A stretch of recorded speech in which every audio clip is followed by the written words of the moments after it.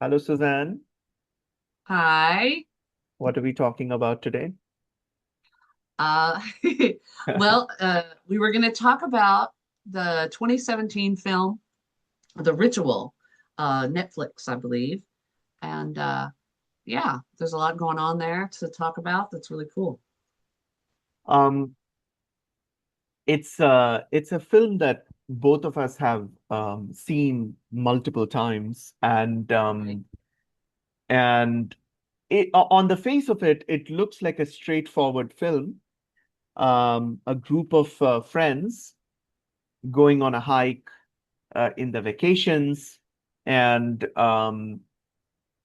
taking that shortcut through the forest, not being able to get out. We've seen this in other films, like the Blair Witch Project, for example, is Mhm. basically a film about not being able to get out of the Right. forest. So it's of that genre, but so we've seen this multiple times, and we have also discussed this film multiple times, and every time we come to interesting new conclusions. We peel new layers to the film. So I think Right. we will be discussing a few of those today. I Right. thought I'll begin with something that I noticed, which we also discussed. I think a few weeks back. Um, the name of the film, The Ritual, obviously refers to the main ritual at the end of the film. But I Hmm. also thought that there are two rituals going on with this At least. film, at least, yes. The first one being the short, small, cute ritual that the friends do to honor their dead friend and Rob. Rob, and that's the beginning of their journey. So Hmm. that's how the film actually begins with this first ritual. And what I found interesting is how the small rituals permeate throughout our lives and are like really important in our lives so far as and they're also um lovely so far as they are not disruptive of of our lives. And one of the things that's really interesting about rituals is if you go too much into it, it becomes scary. And I thought that there is a slight hint of that in the film when um one of the friends, I forgot his not Hutch. Yes, Phil? Hutch. Hmm. Hutch, when he pours the Hmm. alcohol, Yes. to me it felt as if it is the shot is a bit longer than, I mean, it goes on for a while, and Yeah. I felt that I did feel a little bit of discomfort at how the pouring goes on and on and on, Right. and Hmm. um, and I think that rituals, if they are done in a way that that is in a way that is not serious and in a way that is just ceremonial enough to smoothen things up, then they're good. But if one enters into them too much, they start becoming scary because they start taking you into another dimension. And obviously, we don't want that. We love routine. We love uh, being in the world in the way that we have always been in the world. So, yeah, so I sort of found these two rituals interestingly like placed at both ends of the film. The second ritual obviously is terrifyingly serious, and Right. and so there's something about ritual itself that the movie Right. can teach us about, um, Right. if explored. So yeah, that would be Yeah. my first sort of observation That's about the great. film. Yeah.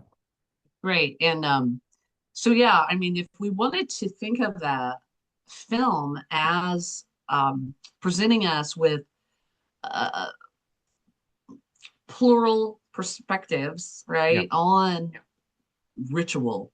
There is, interesting enough, I mean, and I haven't thought of this till just now when you started speaking about it. So there's the ritual you're referencing, which, Rob has died and they've decided to go on the hike.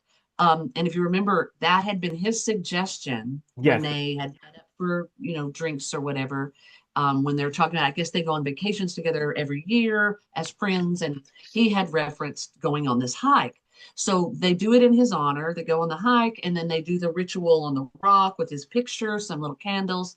And as you noted, everybody takes a swig, and then Hutch does a really, really long pour, emptying the vessel, right? Yes. Before they take off. Now, when you said the second ritual, I actually wasn't totally sure which thing you had in mind because two things popped in, and we'll come back to that. But if we want, we can just think about the whole film as showing us various different rituals. So in the very beginning, they're all hanging out. There's a ritual. Yes. That's a common ritual among friend groups. You get together, you have drinks or dinner, you talk about your lives. Then they propose going on their annual vacation together. Another ritual, something this group of friends have clearly been doing, right? For however many years since college. Then you've got the ritual on the mountain. Then you got them taking off, and you know, there's a one or two things in here that I'm not going to say are rituals just yet, but maybe we'll come back. And then towards later, we have the ritual carried out by the cult in which they offer Dom to the god, the monster.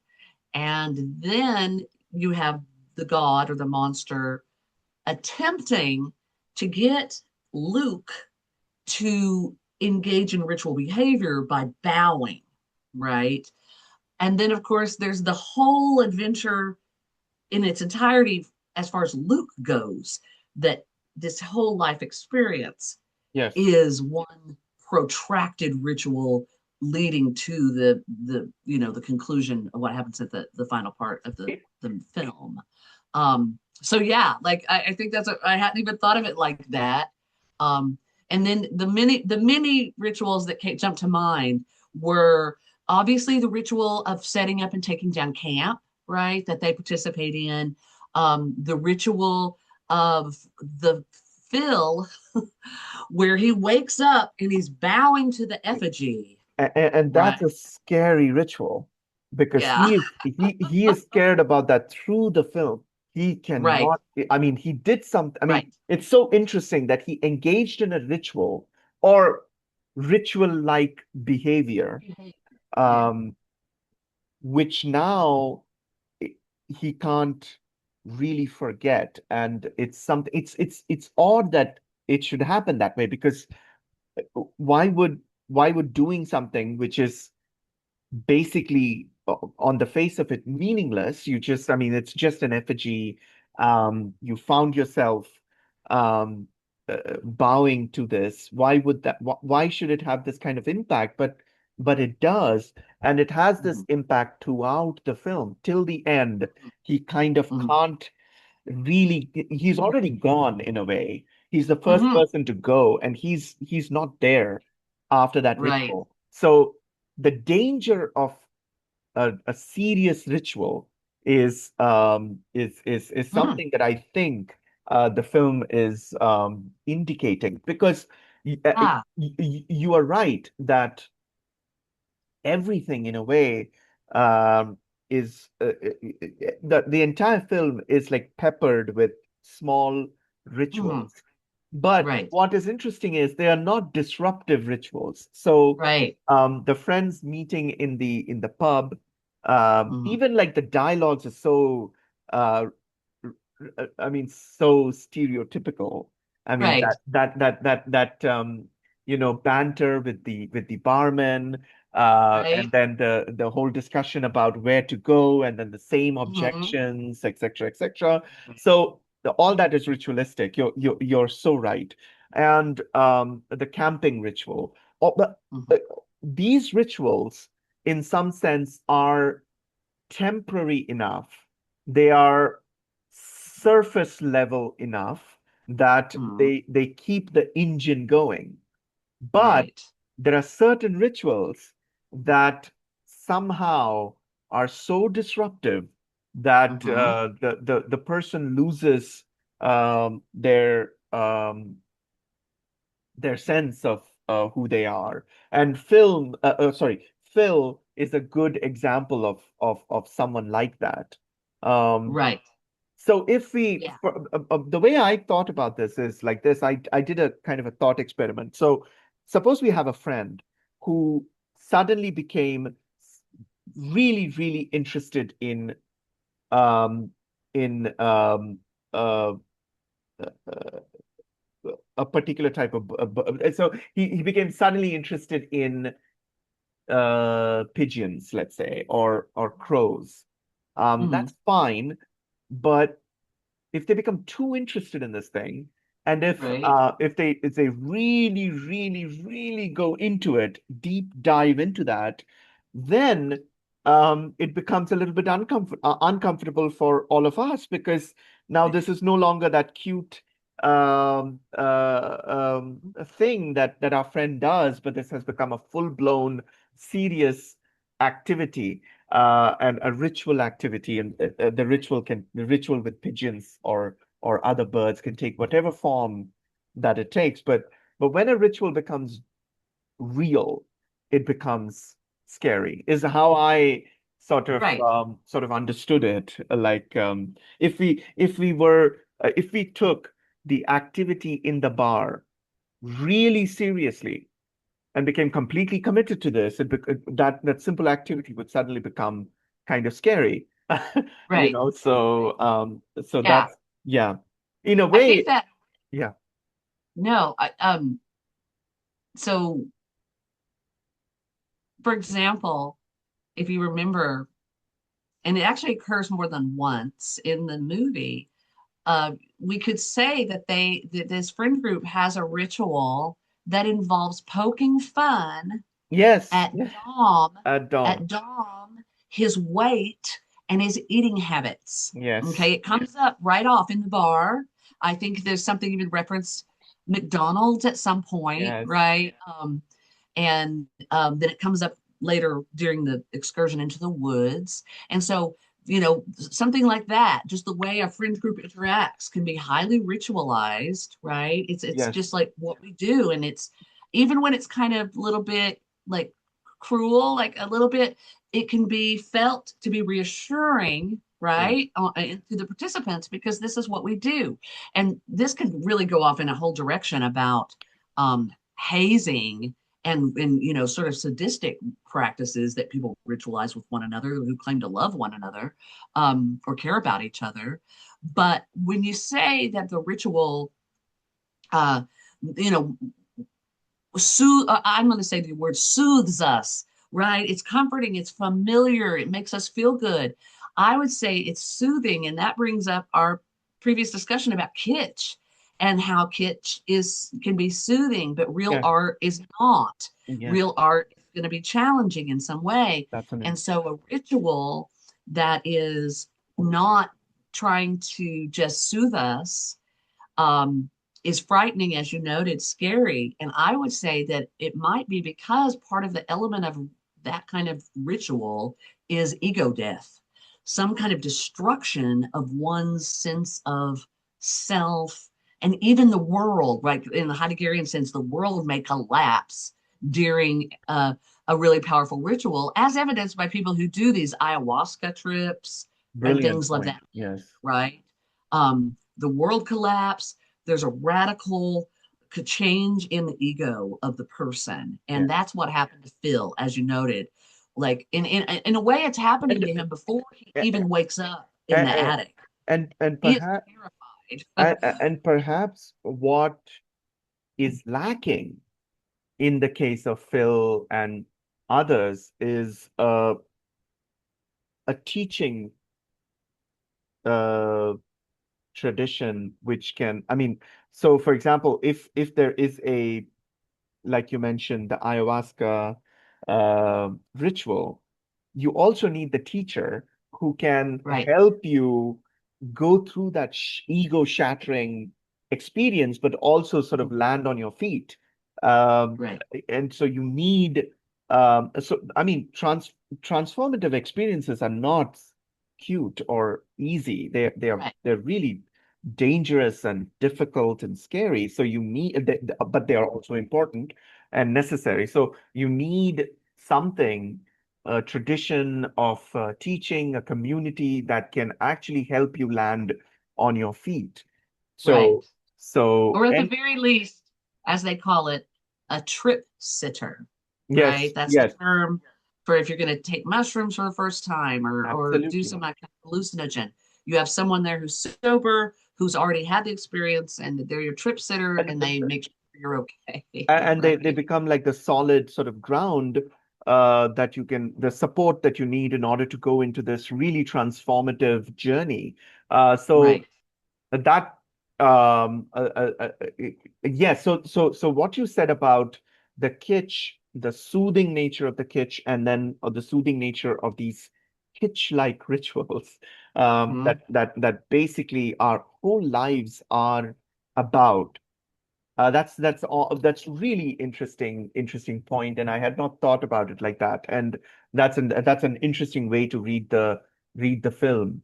But then there are then moments where you actually come across a proper, full-fledged ritual, and it is disruptive, interruptive Right. by definition, Right. and therefore becomes disorienting to say the least. One thing Right. about the kitsch and the soothing, one way to think about that would be Luke is someone who is coming into the film, really, or coming into the hike with tremendous guilt. And Right. it and ritual can help with guilt in the Right. sense that because I mean, and we haven't like really defined ritual. So one quick sort of definition in not an exact or perfect definition, but one definition could be repetition that is ordered uh, and um, and so ordered repetition, which also has some kind of time space specification. So it's something that happens at a particular time usually, and in a particular place usually, and it Mhm. repeats itself. So the pub is that space, and maybe the evening 7 o'clock Mhm. Right.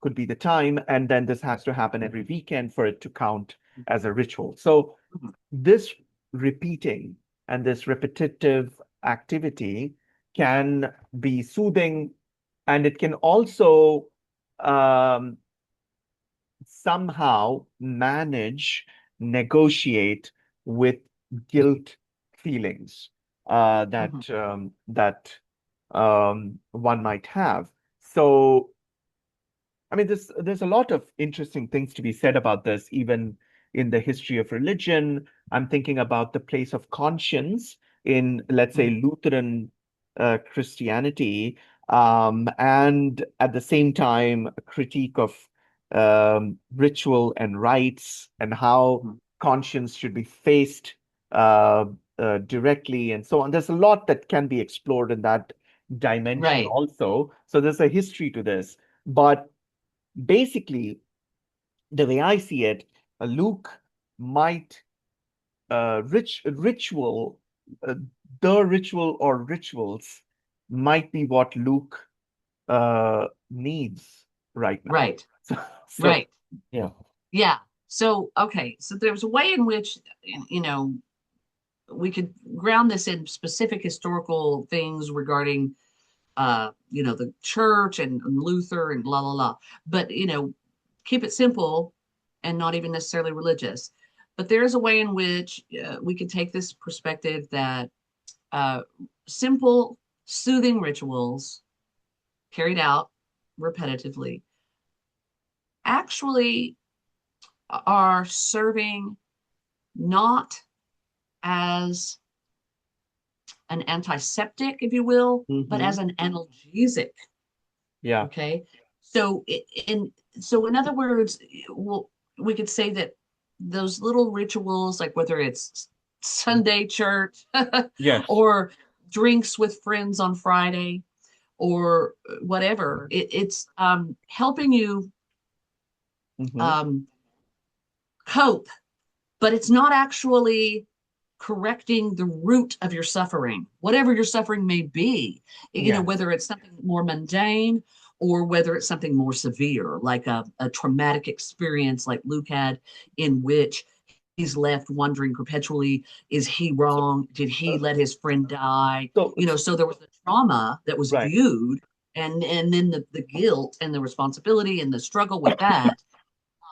And so, yeah, little rituals, soothing rituals may actually cause you to sublimate your guilt, right? And end up actually harming you in a much greater way. Which is interesting also because the arc of this character is is ultimately the denial of ritual, right? Right, At the very end, but we did make a distinction between kitschy rituals and real rituals. So, right. um, did he deny a ritual that is an authentic one? That's a different question. But so far as guilt and ritual is concerned, it's really interesting because at the end of the film, oh, the actually the conclusion of the film is precisely denial of ritual, denial of worship of this being, and escaping from its space. So, uh, Ah, so but yeah. I actually interpreted it slightly different, which was Uh-huh.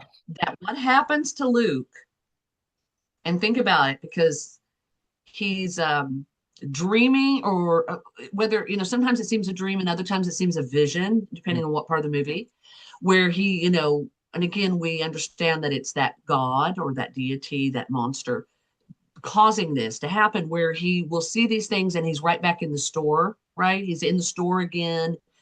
There's his friend Rob getting bashed in the head.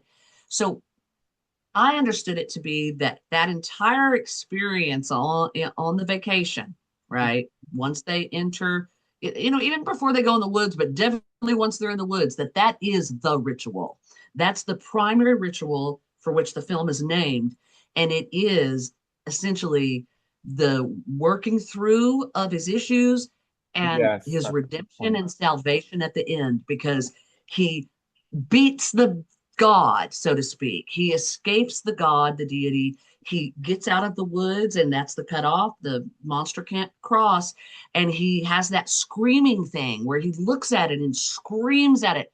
And I just took that Monster. to be like the symbol of the catharsis, so that now Luke will be able to live his life without this ongoing guilt and all of that was really harming his mental well-being, or so it would seem, certainly affecting his happiness. Right. And so that's how I took it. And it doesn't mean that he submitted to any given metaphysics or any given god, but No. rather a purely psychological perspective, if you will, that he wrestled with his demons via this god in the woods, right?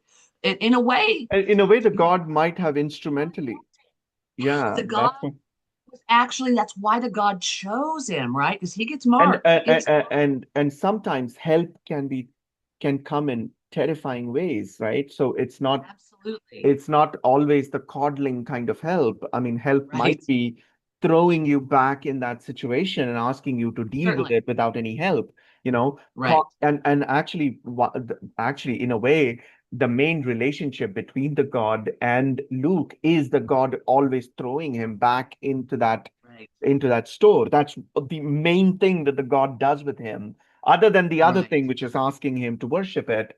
But so in that sense, yes, the God. kind of helped him go Right. through that event again and again, and stand up to it, own it, Right. um, be honest to it, and um, and and and and attempt a new possibility Right. out of it. So Right. And so that actually, this is the first time I've had this thought. Because I know we've talked about before, there's the clear fact that the god, Jotun, and we're talking about whether we think it's a male or a we female. In the could, book, it's Moder, which means mother.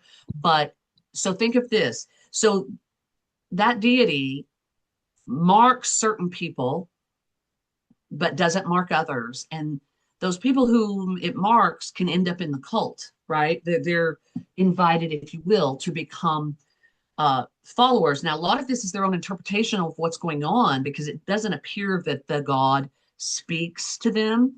Um, and, that's why he's got to push Luke's head down instead of saying bow.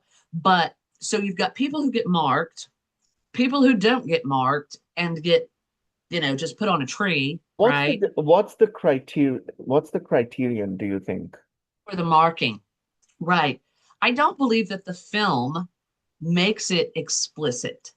There, insofar as it's art and we're invited to interpret it and think about it and question it and see what makes sense to us, um, there's clearly something about a person's pain, the trauma they've suffered. And so, it would appear that out of the friend group, Rob obviously is dead, but Luke is the most traumatized, anguished of the group, right? And then you've got Dom, Hutch, and Phil.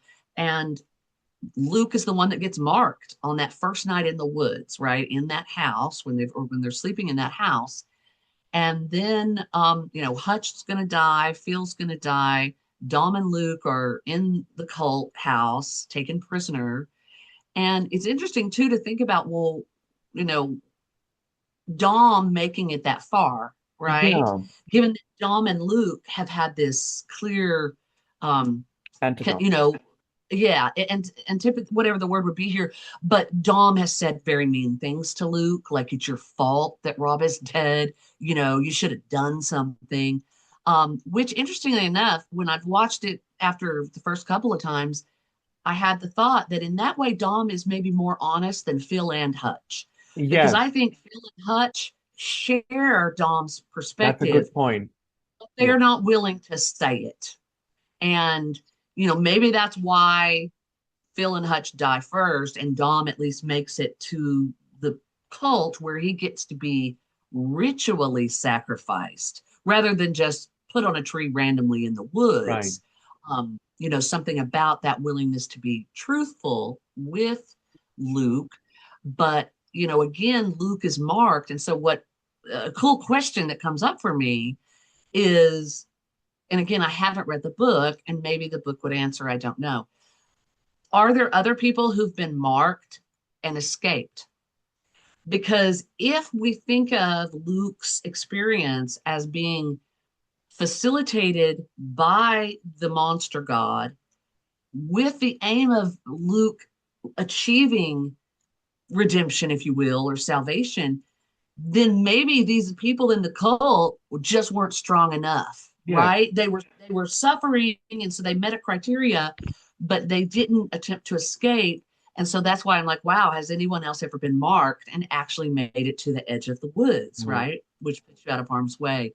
And so that's the first time I'm having this thought is like in that regard, Luke might be some like precedent setting hero of Yes, some sort, yes, right? yes. So it appears like he was selected because he would he's the most troubled and the most Mm-hmm. traumatized and would actually um I mean, the reason why some people would be more susceptible to religious brainwashing, for example, that, because they are already going through so Right. much in life that they kind of need this, and that's what was hoped from him. But he Hmm. somehow was able to break from that and was able to Right. stand his ground and escape. So it's a good question to ask if there were others who were Right. similarly. But if the entire thing is a metaphor um, for guilt and mental health and so on, then I would say that Luke is obviously the paradigmatic case of people choosing to confront their issues and Right. reconcile themselves with them. I really love the Right. point about Dom because yes, that the honesty. I did not think about that. That is so right that he was honest about his feelings about his friends. Hmm. So you knew exactly where he is. You don't have to guess.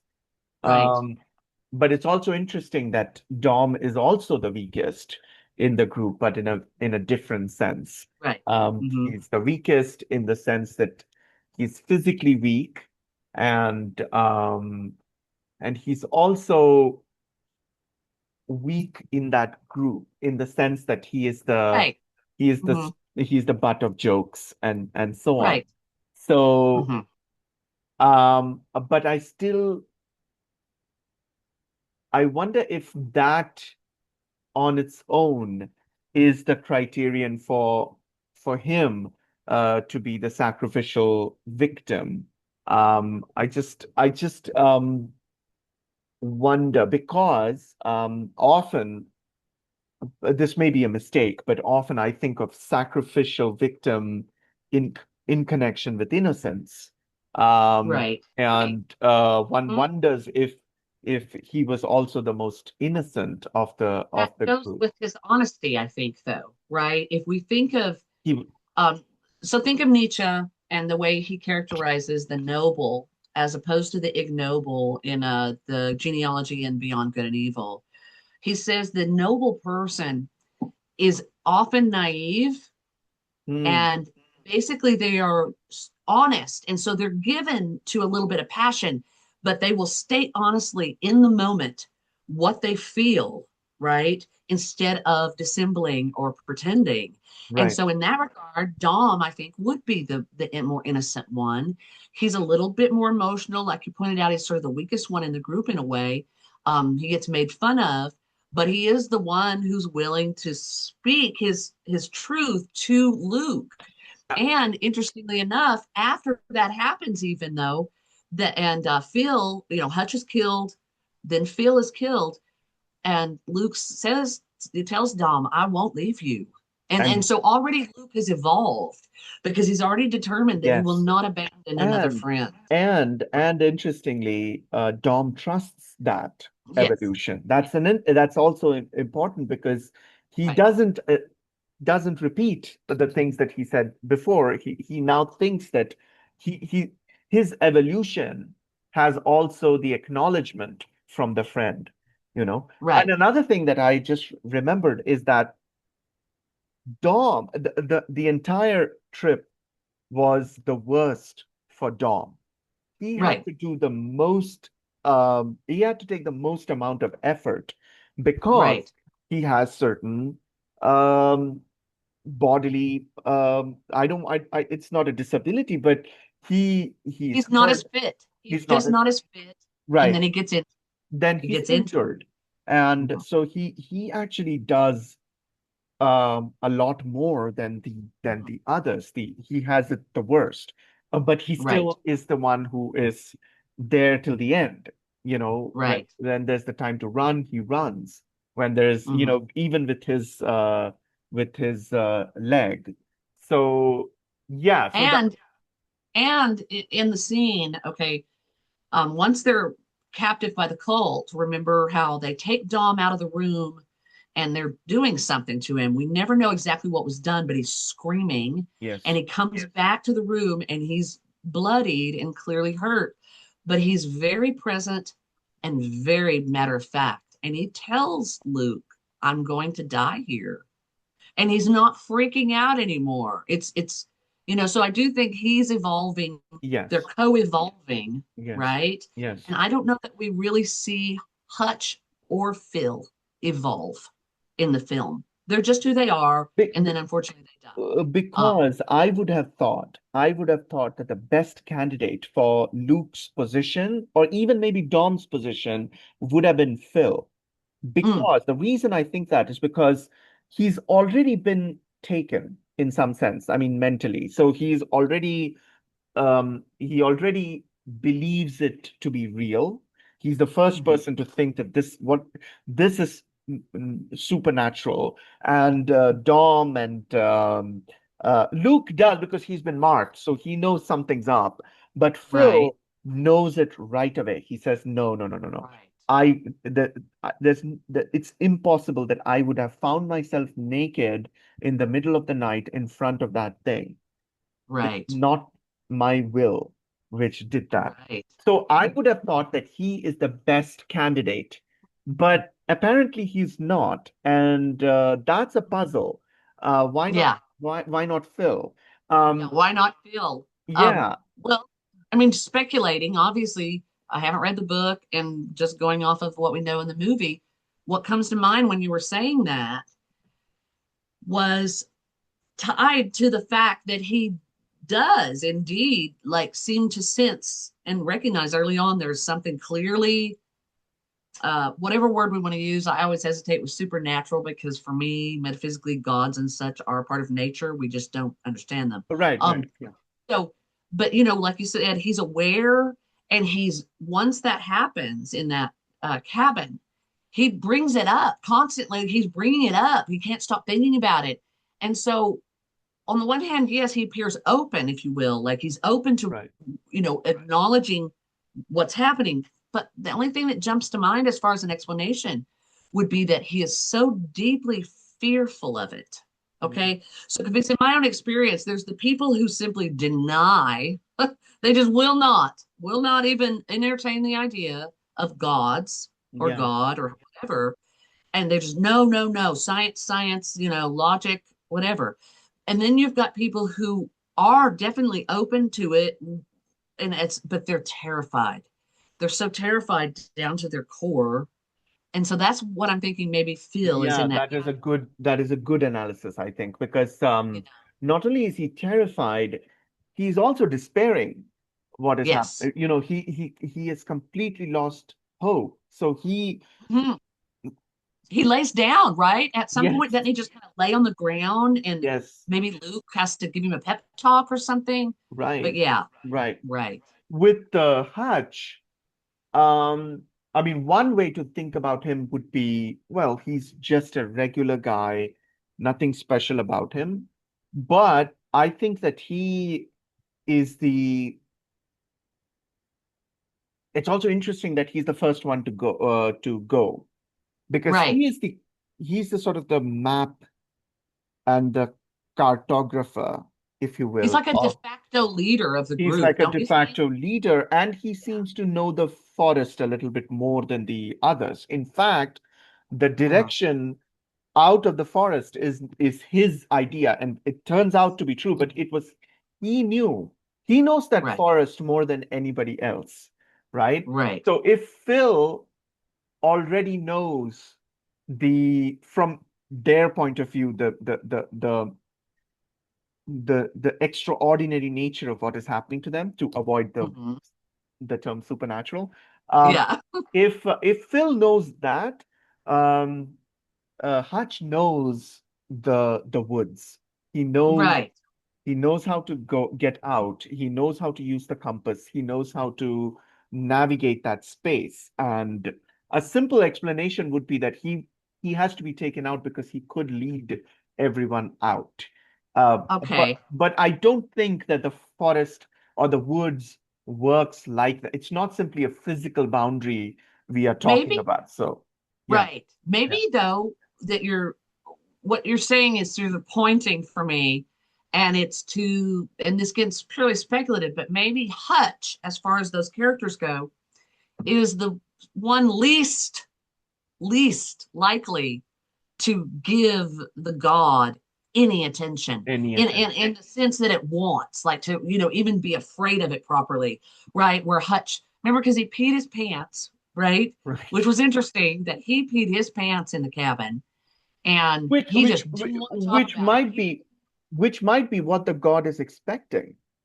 Right, Because um um Dawn screaming Gale right. in this that's what the god is expecting. That's what it wants to happen, and it happens at the very Mm-hmm, end. He is mm-hmm, sacrificed, and that's the way he goes. I mean, right. thinking of Gale, and so he does not have that fear. You're right, and he's also a sort of a managerial kind of entity. Yeah, Like he's a totally. like his whole point is let's figure out how to pitch the Right, next tent, how how to go to the next right. location, and so on and so forth. So And I um, like the managerial word because another thing that I was thinking of about Hutch, which I found him likable. It's not that I no, thought he was likable, but he is um, obsequious. Okay, because at one point, Luke, I think this is right after the ritual with the drinks being poured on the yes, ground. yes, Luke is smoking up on a little bit of a hill, and Hutch goes, I guess, to just check on him. And I think that's the moment where Luke straight up asks him, "You think I'm responsible? Did you or do you?" And Hutch reassures him, "Absolutely not, absolutely not." But he says I later don't know.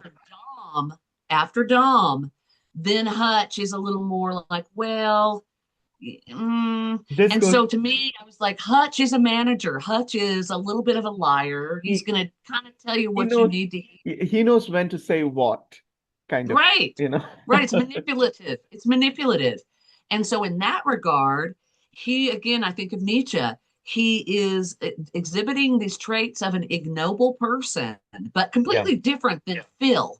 Phil is ignoble, but in Phil a is more, totally other way. but on that question, Phil is more indifferent. He doesn't. I mean, he thinks the entire fight is kind of pointless. Right, right, He's an right. indifferent kind of character, and one But could he's say that. deeply fear driven. He's deeply fear driven, and that fear, it you can tell, like he's the one that freaks out earliest. Really, he's just like you what Then words I you would used? have It was uh, despairing, right. right? He's just Yes, I found him fear driven and also yeah, despairing. He just doesn't see.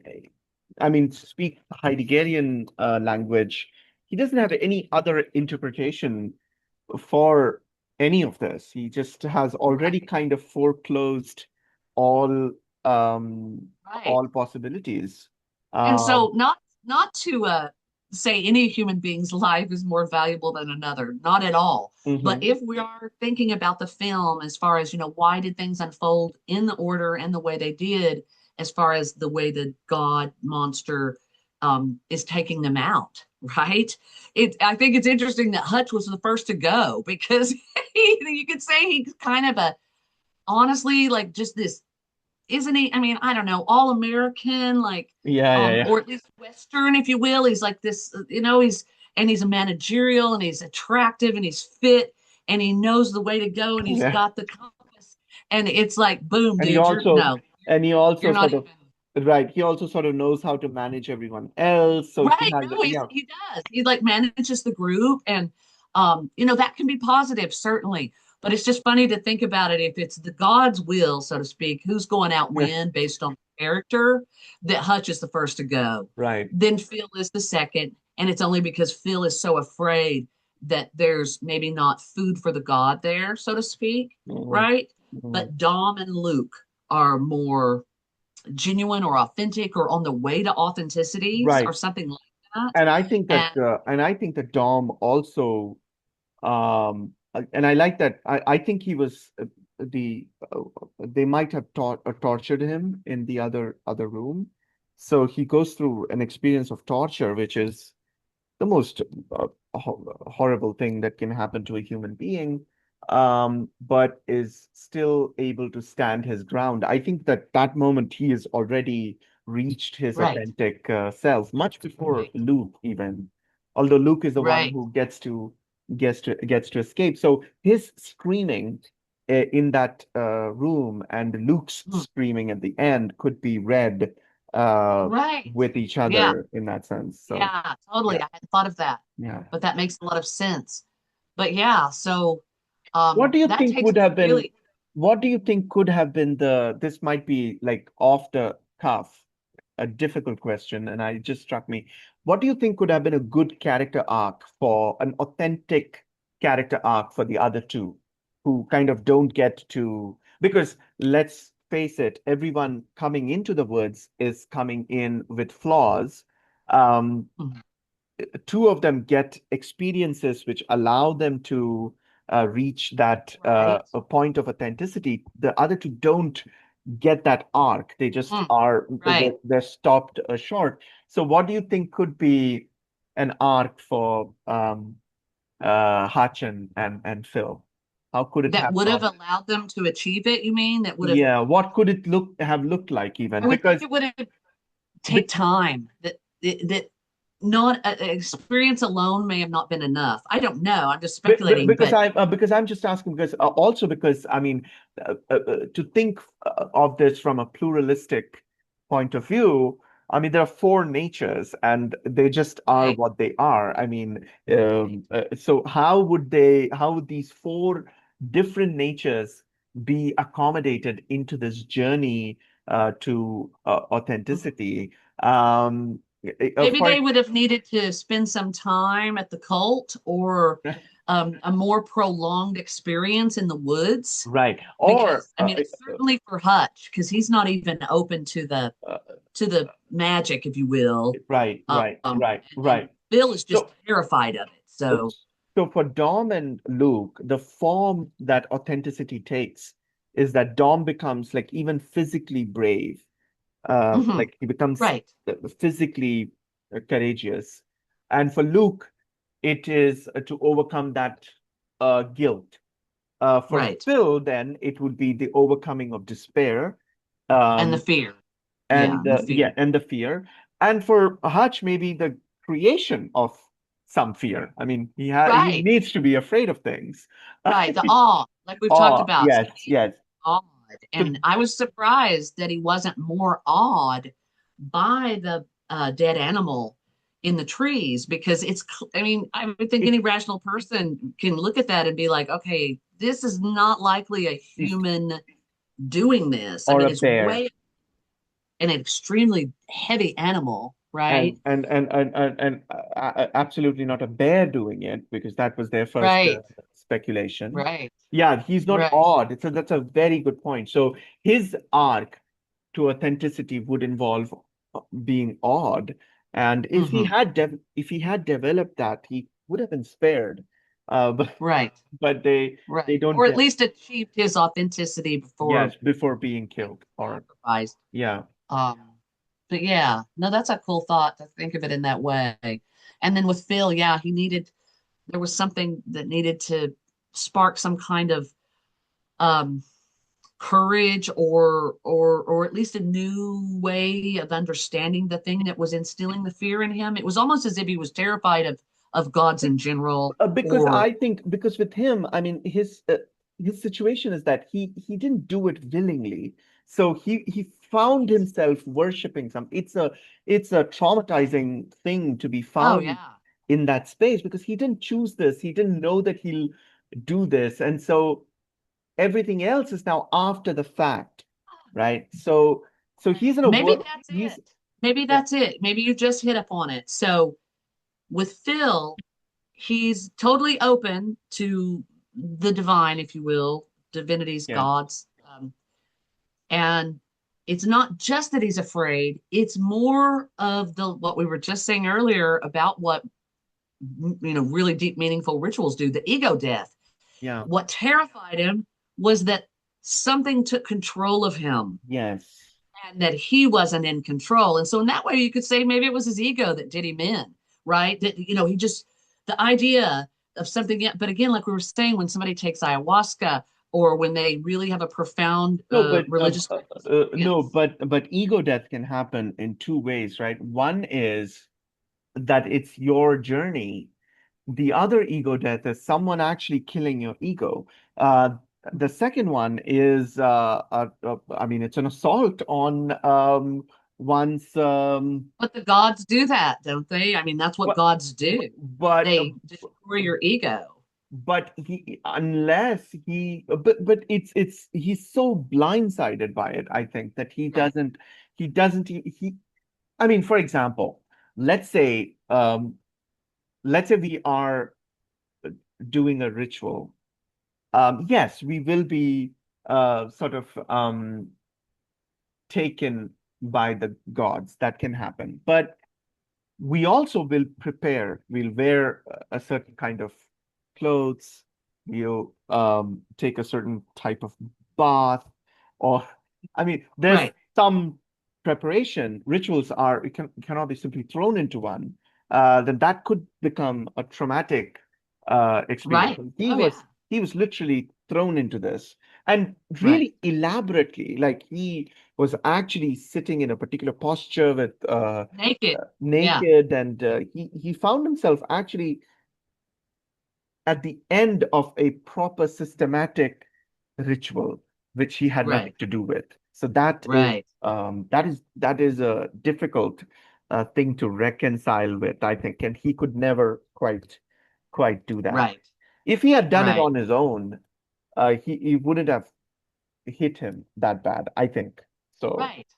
Yeah. So in a way, I actually felt sorry for him more than anyone. I yes, did. I just felt actually, like he was just terrified, and that happened to him, the whole thing upstairs, and right. so, yeah. In a way, that's the only But thing that really happens to him, other than his death.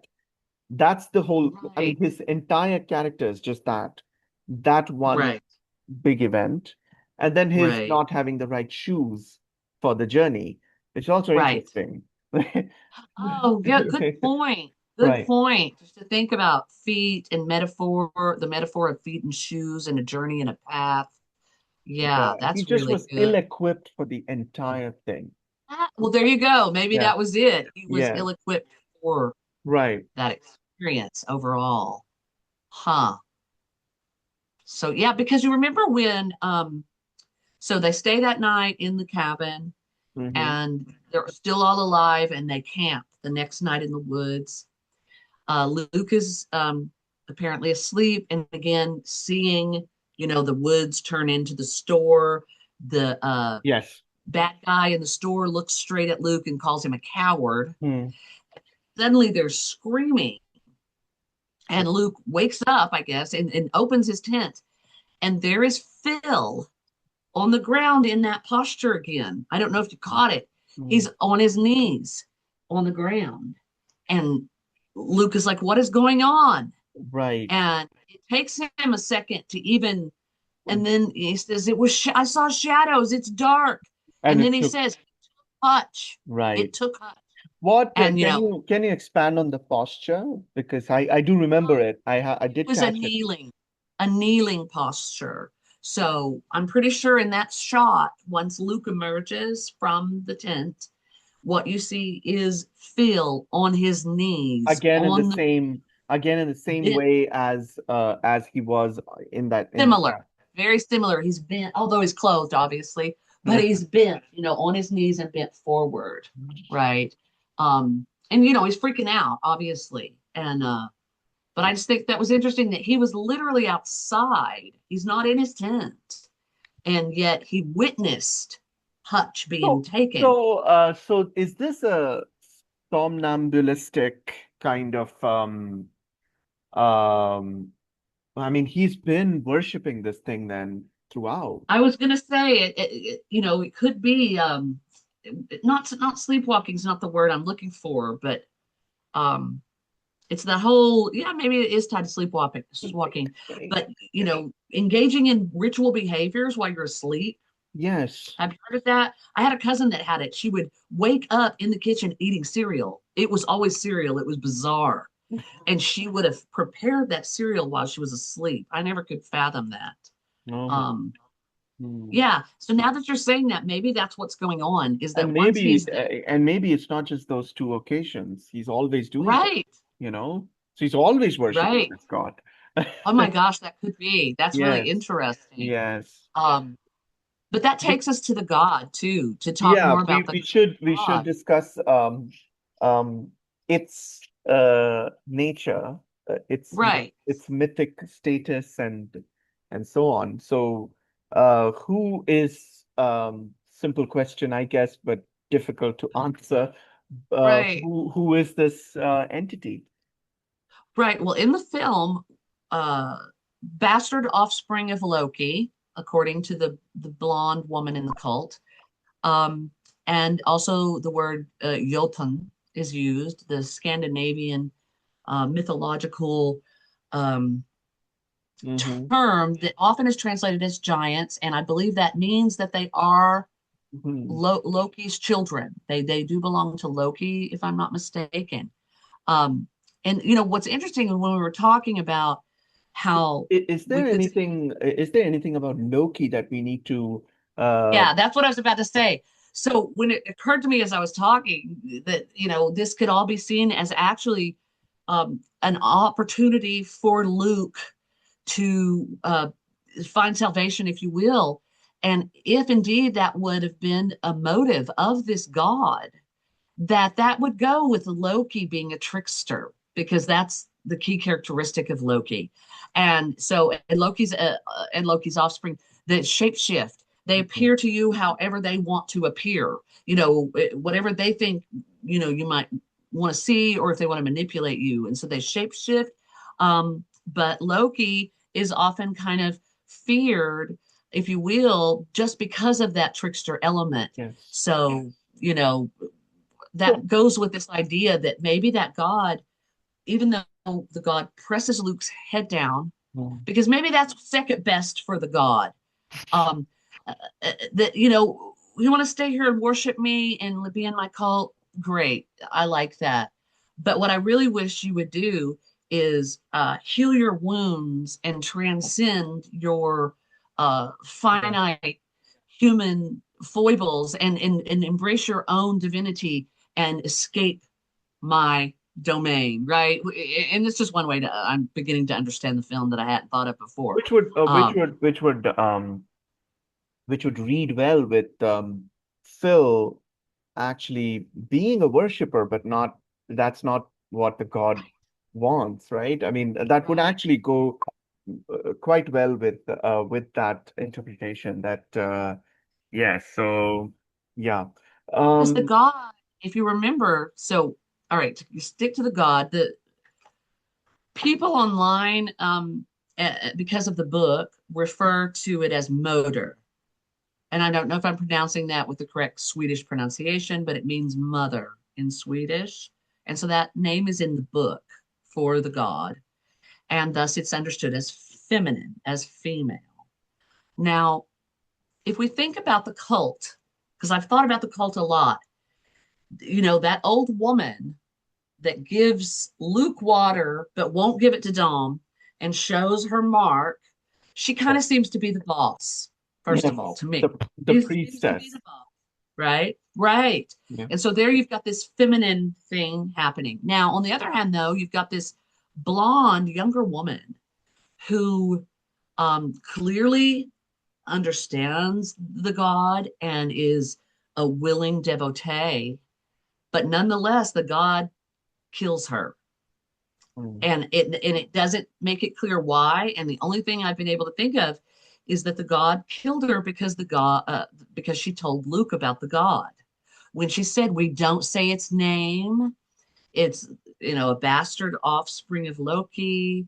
And she did We say worship." that in a whisper, as though the God Yes, can she was hear. whispering. So, yeah. Right. And so I thought, well, maybe she violated something there.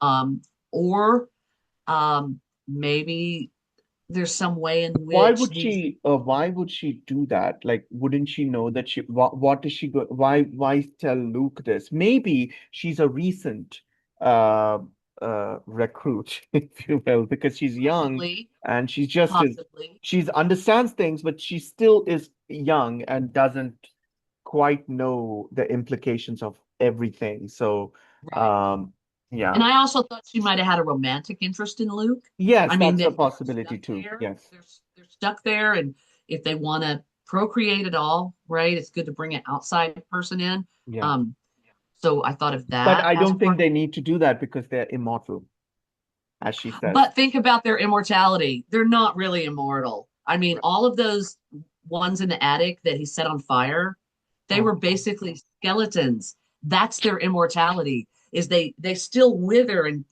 I found that very interesting because no more pain, no more death is what she said. And maybe they don't have pain and they're not going to die, but what kind of life is that up in the attic? You're a right. skeleton, and all you do is go. Exactly. It Right, was right. bizarre. I Yes. found that really bizarre But that it that was but it adds to the importance of Luke escaping right. because Yeah. this is not it. It's not the life that we want. You And I know? just now, for the first time, never thought of this to this moment, that that concept of immortality, I don't know, but for me, I'm just now reading it this way. Like it's a metaphor for religions that promise some Yeah. kind of, like, I'm thinking of heaven, Heaven right? as a place of an eternal choir for Yeah, yeah. And what if that's really all it is you're just in a chair and you're a skeleton that can't die and you just periodically go, "Bah," you know. I while And you this is look at which actually reminds me of Ian Thompson's new book on death, where he discusses the importance of death. I mean, that we die. the Yeah, awesomeness of absolutely. dying. Yeah, Right, right. So yeah, that's interesting. I hadn't thought of that before, but yeah, so that's their own immortality. And I'm like, wow, that's weird. Are they not allowed upstairs? That's what I wondered was how many people in the cult actually go in that room upstairs, whether it's just that woman, say, if she's the priestess, whether everybody knows what's upstairs, and at what point do you get moved upstairs? I right, mean, right. right? Because they're clearly aging in the sense that they've become skeletons with bits of hair. Um, It also looks like not a very successful cult. If you look at the entire operation, it looks makeshift. It doesn't look like any of those people can even use a gun. I mean, it's not. I mean, in a way, this god hasn't like quite recruited uh, people with capacity, with efficiency, and well, right. it looks like a failed cult in a way. I mean, it has only how many followers does it have? Very few, and it does. It's not impressive what the god has Right. really accomplished. So there's that. Well, Maybe that brings up our questions about, what, first of all, we don't know, and maybe the book says I don't know, but what is the God's goal? What really does the God want? Like what fulfills the God? And is this just sort of um a snack, if you will? It's not the food the God really wants, but this is a snack that'll tide him over if and until he I can find somebody I, worthy, I think. right? Right. I think the entire thing can be read as the last bastion of pagan resistance to um, Mm, right. Christianization. I mean, from a Sure. historical point of view. So, Sure. Totally. and because it's the last sort of recalcitrant resistance, um, this is all we have now, and because everything else is being persecuted everywhere else, one faces persecution. I mean, the ancient gods are no longer allowed any public visibility. So this forest is all we Right. have, and we are very jealous of our recruits and so on. So the whole thing can be Right. read as sort of a historical metaphor at that level too. So, but so Right. far as the film itself is concerned and what it explicitly says, it looks as if the god wants worshippers. Worshippers. Right. That's pretty much Mm. it, I think. More worshippers, to worship it. And Right.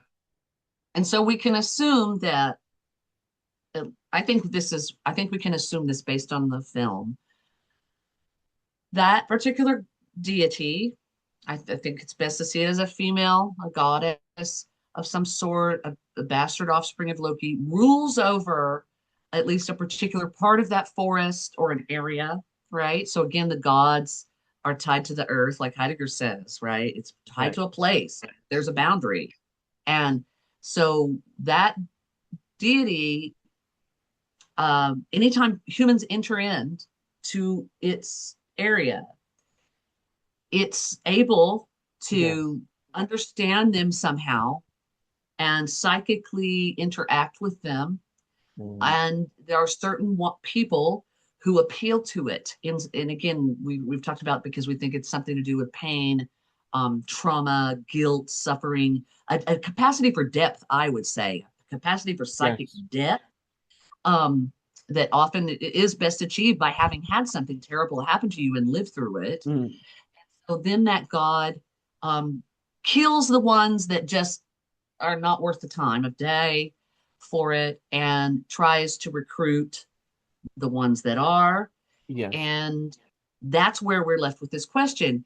Do all the recruits who get the mark uh, that are willing to bow, do they stay? And is that the end of the story? Or has there ever been other ones who are marked who escaped? mm. So, and that's what the goddess. It could be that escapees might be dangerous. I mean, this is again the sort of historical reading of pagan Mhm. cultures resisting persecution. Um, Escape would be a danger because the escapee can go and uh, the secrecy of the whole thing could be disrupted. But Oh, I think that the god seems more ectonic to bother about so much calculations. I mean, right, right, it just kills if you're not yeah, if you're not up to right, the, so yeah, right. yeah. So Yeah, interesting. Oh, yeah, and we wanted to just quickly look at that yeah, image. please. That's an interesting. It's just, I find it pretty fascinating. Does that look okay to you? Can you Yes, see it? yes, yes. Yeah. Um, so yeah, so clearly up at the top there is the exact way in which the effigy Mm. in the cabin looked upstairs. It looks like a human top of a human torso with antlers for arms, and it looks as if it's missing its head, right? And then it has that bizarre and Yeah. fascinating part of itself in the front that is like two human arms Yes.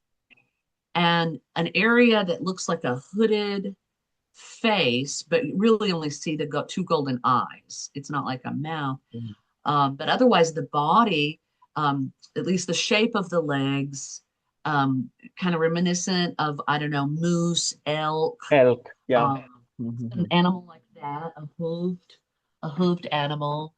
And then that crazy spine, Yes. which, I'm not sure if we're supposed to see it as bone, because it does make me think of vertebra, just like the vertebra coming out of the flesh. Because Or it can it's like stand a still. dinosaur. What'd you Yeah. say? It can also stand still. Uh, Oh, yeah. yeah. So Stand up too. yeah, There's a yeah. great scene. I don't have an image, but it stands upright. If you remember, this is toward the end of the film. It stands upright on its back legs. It's And facing Luke, it's more majestic when it does that. and it goes like this, and Yes. it turns into, I swear, what looks like a praying mantis. That's how I Mhm. see it when it stood all the way up. So Yes. it ends up with those two little arms coming up, right? And that weird little golden eye thing. Mm. Um, and then its other front, what we see as front legs here are out. In Mhm. that way, it actually made me think of different representations in Hindu Yes, pantheon. actually, yogic posture. Yeah, So it's right. really interesting. But the praying mantis is actually a good point too. And I'm not saying that. I mean, often the praying mantis, the main sort of the main character is the female, uh, Uh-huh. because I mean that's what we talk about how she's the dominant. Uh, Right. uh, she's more dominant than the male. So the fact that this looks like a praying mantis when it Uh-huh. stands up kind of goes to support the female. This is a female Right. hypothesis, so that's an interesting Right. too. Yeah. Well, had you, we talked about it before, but had you actually given explicit thought to the male female question at all before our conversation? And No, because I heard it from you today that because I just assumed that this is a male god, which is right, interesting, which means that the director did not explicitly leave many clues suggesting right. or suggesting femininity, but there are a few things that you mentioned which I think are interesting. Like you said that the face of this entity looks Mhm. like the scarf Right. on a woman, and Luchador so or with, yes, yeah, and that does make sense, and also the gale it turning into Gale and kind of remaining her till the sort of the right. end. So yeah, this Yeah. image is So yeah. It was Gail, his wife, emerging from the forest. Gail walks all the way up. Gail touches him. You know, And in this posture with the bent back, it actually looks like an old woman, and actually looks uh-huh. like the woman in the who's the boss, you said. Yeah. It sort of looks like, Yeah. I mean, that bent posture like this looks, it looks like an old grandma. Uh, Right. And the hand yeah, certainly looks like an elderly woman's hand. right, Um, right. but that was really one of the only moments in the film itself where I saw the monster as feminine. Yeah, What? otherwise it's been gender neutral, I think. There's Right. nothing really in the film that suggests that neither does it suggest femininity nor maternity, that it's because Right. Moder And being they use mother. the word it in the film. That the Yeah, term it is the yeah. They had a pronoun. good opportunity to have used her, but they didn't. So yeah. But one more thing about that. But just to so the reading of the book then, because the book is clearly or explicitly um uh calling this entity a woman and a mother.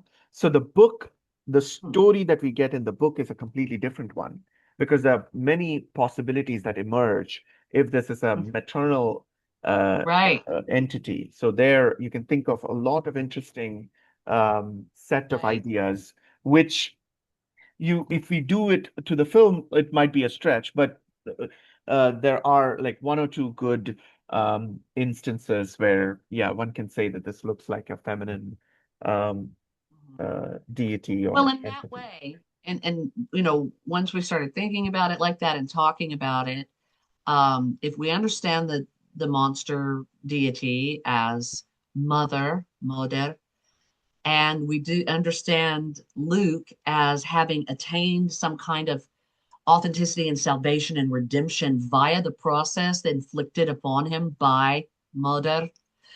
Immediately, what comes to mind is dark goddesses and the role Yes, that dark yes. goddesses So play. all those possibilities emerge once we think of her as a Right, her. So right. and So whether it's one can also have a lot of psychoanalytical yeah, reading of, exactly, of exactly. But what Hecate, Kali, a variety of dark goddesses. Oh, Ereshkigal and Inanna. mm, Um, but initiatory goddesses, goddesses that they're dark goddesses, terribly frightening, will subject you to life changing experiences of ego death. But if you can make it through, right, you come out like really, really yeah. vastly improved. Yes. So yes, and so actually then the movie is a recommendation uh, of the book, I think, because I now think so. the book Yeah, now has more possibilities. The movie itself has so many, but the book now has this sort of gender dimension, which is explicit there. So that would right, be an interesting thing. Maybe we could read it and discuss that as right. well. No promises, but to the audience, There's but lots of possibilities. So, yes, yes, yeah. well, So. great. Yeah, so this was a good one. Actually, we did analyze the whole film in so many interesting ways. And if there's anything that anyone wants to add, their observations, those who are watching, please do add those to the Definitely. comment section. Yes, Yeah, and yeah, so this was good. great. It was fun. Yeah. And yeah, so like and subscribe.